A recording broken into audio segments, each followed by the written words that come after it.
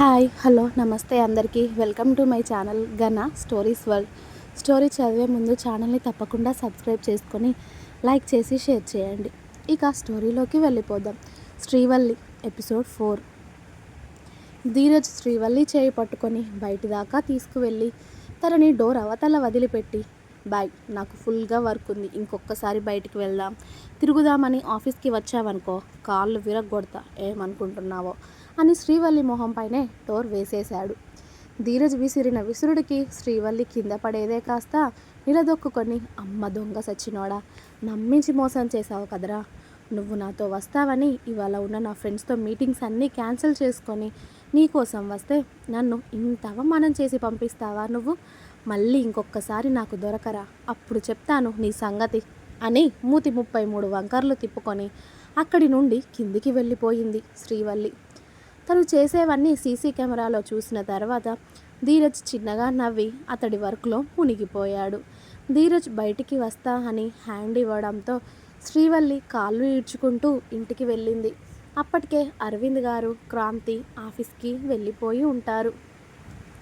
ఇల్లును పీకి పందిరేస్తూ ఉన్న ఆయు, నిషిక పనికి తల పట్టుకొని కూర్చుని కనిపిస్తుంది సుమన శ్రీవల్లికి. హా, ఏంటి వదిన అలా ఉన్నావు అని అడిగింది శ్రీవల్లి నవ్వుతూ. అమ్మా తల్లి, నీ అల్లుడు నీ కోడలు చూడు, ఎన్నిసార్లు సర్దుతున్నా కూడా అవన్నీ తీసుకొచ్చి మళ్ళీ ఇంటి నిండా పరుస్తున్నారు. ఇక వీళ్ళతో నా వల్ల కాదు తల్లి, నువ్వే చూసుకో, నేను పోతున్నాను నా రూమ్కి అంది సుమన. ఆయు, నిషి పాప అమ్మని విసిగిస్తున్నారా? అలా చేయకూడదు కదా, తప్పు నాన్న అని శ్రీవల్లి అనడంతో అత్త గొంతుకి నిషిక పాప పాకుతూ శ్రీవల్లి ఒడిలో సెటిల్ అయితే ఆయు వచ్చి, అత్త ఐస్ క్రీమ్ కావాలి, అమ్మ ఇవ్వడం లేదు అని చెప్తాడు క్యూట్గా. అవునా, అమ్మ ఇవ్వడం లేదా నాన్న?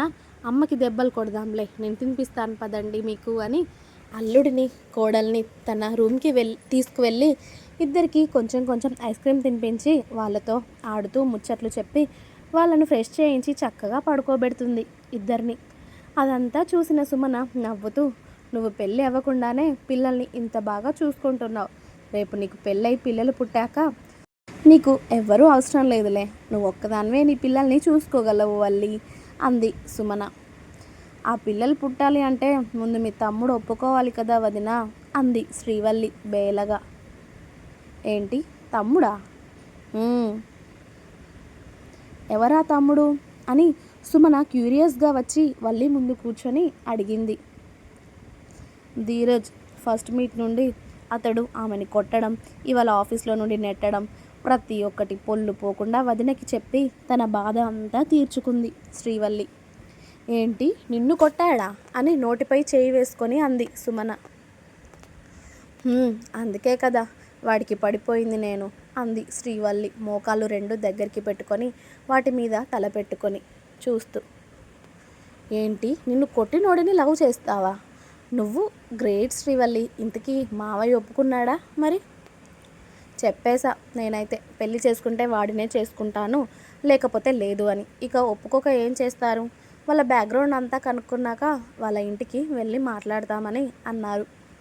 ఏంటి, అతడు నిన్ను కొట్టడం అయ్యింది, నువ్వు అతడిని లవ్ చేయడం అయ్యింది, ఈ విషయం మీ నాన్నగారికి చెప్పడం అయ్యింది, ఆ తర్వాత పెళ్లి చూపుల వరకు వెళ్ళాయా అని అడిగింది సుమన షాకింగ్గా. మనం ఏది లేట్ చేయం వదిన, మనం ఒక్కసారి ఫిక్స్ అయితే బ్లైండ్గా వెళ్ళిపోవడమే. అసలే వాడు అందగాడు, నాకన్నా ముందు ఎవరైనా వచ్చి ఎత్తుకుపోతే వామ్మో నేను భరించలేను, వాడు నాకే కావాలి, వాడు నావాడు అంది శ్రీవల్లి. అమ్మా తల్లి, అయినా చూడగానే నచ్చేయడం ఏంటి, అంత బాగుంటాడా మా తమ్ముడు అని అడిగింది. చాలా వదిన, హాలీవుడ్ హీరో లెక్కుంటాడు తెలుసా, వాడి పొగరు, వాడి అందం, వాడి బలుపు, వాడి లుక్కు అబ్బో చిన్నవి కావులే, మా ఒడి లెక్కలు క్లాస్గా కనిపించే మాస్గాడు తెలుసా వాడు. ఇంతకీ అత్తయ్యకి తెలుసా ఈ విషయం? లేదు వదిన, డాడీ చెప్తా అన్నారు. సరేలే, వీళ్ళని నేను తీసుకువెళ్ళనా, ఇక్కడే ఉండనివ్వనా? ఉండనివ్వు వదిన, లేచాక నేను తీసుకువస్తానులే అని శ్రీవల్లి కూడా వాళ్ళతో పాటే హాయిగా నిద్రపోయింది. మరుసటి రోజు ధీరజ్ కన్నా ముందే ధీరజ్ ఆఫీస్కి చేరుకుంటుంది శ్రీవల్లి. అతడు రాగానే ధీరజ్ని బయటికి తీసుకువెళ్ళాలి అని శ్రీవల్లి ప్లాన్. కానీ ధీరజ్ వస్తే ఏం చేస్తాడో తెలియదు పాపకి. ధీరజ్ కన్నా ముందే అతడి క్యాబిన్లో కూర్చున్న శ్రీవల్లి అతడు ఎప్పుడు వస్తాడా అని 1000 కళ్ళతో ఎదురు చూస్తూ ఉంటుంది.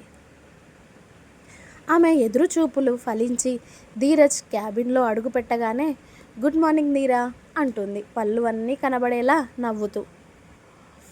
ఆ కోల్గేట్ యాడ్ ఆపవే, మళ్ళీ ఎందుకు ఊడిపడ్డావు అన్నాడు ధీరజ్ అతడి చైర్లోకి వెళ్ళి కూర్చుంటూ.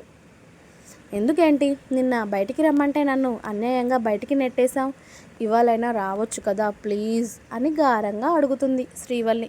కానీ మనోడు ఆ గారాలకి పడిపోడు కదా, అందుకే మొహం మీదే నో అని చెప్పేశాడు. అరే, ఇంత అందమైన అమ్మాయి పిలుస్తుంటే రానంటావేంటయ్యా నువ్వు, ఎందుకు నీకంత కొవ్వు కాదు బలుపు ఇంకా బాగానే ఉన్నాయిలే, అవన్నీ గుర్తుకు రావడం లేదు నాకు ఇప్పుడు తిట్టడానికి. కానీ ప్లీజ్ బయటికి రావచ్చు కదా, అలా వెళ్ళి వద్దాం, నీతో కలిసి అలా బయటికి వెళ్ళాలని ఉంది నాకు అని అడుగుతుంది శ్రీవల్లి. నాకు వర్క్ ఉంది ఇంపార్టెంట్ది, రావడం కుదరదు అని చెప్తే వినిపించుకోవా అని అరిచాడు ధీరజ్.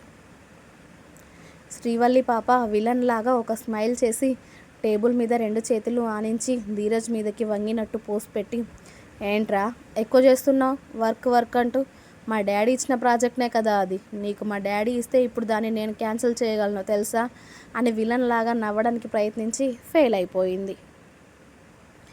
శ్రీవల్లి వేషాలు చూసిన ధీరజ్, జరిగేవి ఉంటే చెప్పవే, నా వర్క్ డిస్టర్బ్ చేయకముందు ఇక్కడ నుండి దొబ్బై వెళ్తావా, లేకపోతే నేనే బయటికి గెంటైనా నిన్నట్లాగా అనేసరికి, అసలు నీకు మనసు అనేది ఉందా, నన్ను బయటికి గెంటేస్తావా, అసలు కొంచెమైనా మానవత్వం అనేది లేదా నీకు, దొంగ మొహమోడా, నువ్వు ఖచ్చితంగా ఇప్పుడు బయటికి వచ్చి తీరాలి నాతో, లేకపోతే నేను ఒప్పుకోను అంది శ్రీవల్లి మొండిగా.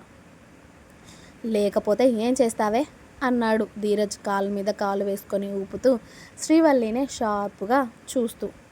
ఏం చేస్తాను, ఇవాళ నువ్వు నాతో బయటికి వచ్చేదాకా నేను ఇక్కడే ఉంటాను, కొంచెం కూడా కదలను చెప్తున్నా, నీ ఆఫీస్ ముందే కూర్చొనే ఉంటాను, నువ్వు రాకపోతే చెప్తాను నీ సంగతి, నువ్వు ఈరోజు ఖచ్చితంగా వచ్చి తీరాలి నాతో అని శ్రీవల్లి మొండిగా తన బ్యాగ్ ఇంకా ఫోన్ అందుకొని కిందికి వెళ్ళి సుమిత్ ఆఫీస్ ముందు ఉన్న చిన్న బెంచ్ పైన కూర్చుంటుంది.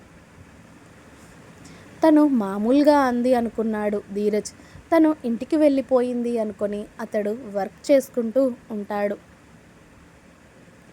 బయట ఫుల్గా ఎండగా ఉన్నా కూడా శ్రీవల్లి కొంచెం కూడా కదలదు.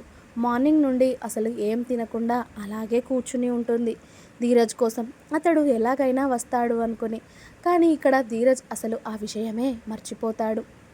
ధీరజ్ లంచ్ కూడా చేసేసి ఆఫ్టర్నూన్ 3 టైంలో వర్క్ చేసుకుంటూ ఉండగా అతడికి ఇంటి నుండి కాల్ వస్తుంది. సుభద్ర గారికి హెల్త్ బాగాలేక హాస్పిటల్కు తీసుకువెళ్ళామని.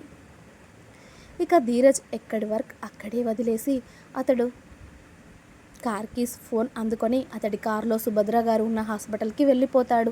అక్కడ ఉన్న శ్రీవల్లిని చూడకుండానే ధీరజ్ కంగారుగా హాస్పిటల్కి వెళ్ళేసరికి సుభద్ర గారు బీపీ ఎక్కువయ్యి పడిపోయారు అని తెలుస్తుంది. ఆవిడకి ఇంజెక్షన్స్ డ్రిప్స్ పెట్టి ఈవినింగ్ లోపు ఇంటికి తీసుకువెళ్ళమని చెప్పేసరికి ఆవిడ కాస్త కోలుకున్నాక ఇంటికి తీసుకువెళ్తారు అందరూ. సాయంత్రం ఆఫీస్ అయిపోయి అందరూ ఇళ్లకు వెళ్తున్నా కూడా శ్రీవల్లి అక్కడి నుండి కదలదు. పైగా తన ఫోన్ స్విచ్ ఆఫ్ అవుతుంది మార్నింగ్ నుండి ఛార్జింగ్ లేక. అయినా ఆమె మొండిగా ధీరజ్ కోసమే ఎదురు చూస్తూ అక్కడే కూర్చుంటుంది కదలకుండా. ఇక్కడ కవిత గారు, అరవింద్ గారు, క్రాంతి, సుమన కంగారు పడుతూ ఉంటారు శ్రీవల్లి ఎక్కడికి వెళ్ళింది అని. అప్పటికే వాళ్ళ ఫ్రెండ్స్ అందరికీ కాల్ చేస్తే మాకు తెలియదు అని చెప్పడంతో అరవింద్ గారికి ఎందుకో అనుమానం వచ్చి ధీరజ్కి కాల్ చేసి శ్రీవల్లి నీ దగ్గరికి వచ్చిందా ధీరజ్ అని అడుగుతారు. ఇంకా ఉంది. మీకు నా స్టోరీస్ నచ్చినట్టయితే ప్లీజ్ లైక్ చేయండి, షేర్ చేయండి, అలాగే ఛానల్ని తప్పకుండా సబ్స్క్రైబ్ చేసుకోండి. Please subscribe my channel Gana stories world. Thanks for watching my video. Bye bye. Please like, share and subscribe.